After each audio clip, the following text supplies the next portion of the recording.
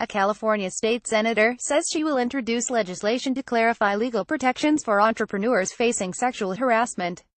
State Sen. Hannabeth Jackson says the proposal, which she revealed Thursday, is in response to recent and stunning allegations by women entrepreneurs of harassment by venture capitalists.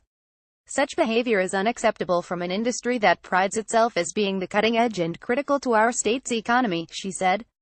The proposal would amend California's Unruh Civil Rights Act, which prohibits sexual discrimination at California businesses, to clarify that it covers sexual harassment in relationships between entrepreneurs and potential investors. Current law specifies doctor-patient and attorney-client relationships, but does not explicitly mention entrepreneurs and potential investors.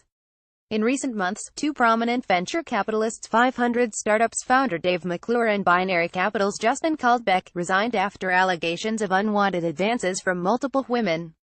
Jackson said she will attach the proposal to another piece of legislation in January, to allow for thoughtful and deliberative consideration by lawmakers. She said the proposal is particularly timely because of allegations of unfair treatment of women at two larger, more established tech companies, Uber and Google. Equal Rights Advocates, a national nonprofit that champions gender rights in workplaces and schools, will support the measure. The organization has previously worked with Jackson to successfully strengthen California's equal pay law. The tech industry can't claim to lead innovation at the same time it lives in the dark ages about the value of women and their ability, said Noreen Farrell, executive director of Equal Rights Advocates, on a conference call with reporters.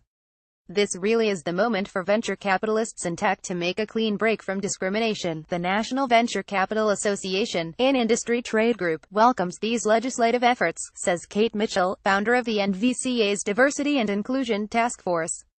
In early August, NVCA convened a special board meeting to discuss the recent sexual harassment allegations and an industry response.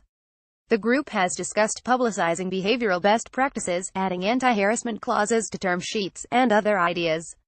We want to listen to the survivors, we want to listen to the limited partners, in order to figure out the right thing to do, Mitchell says. Update, 8:00 p.m., August 17. This story has been updated to include comments from the National Venture Capital Association.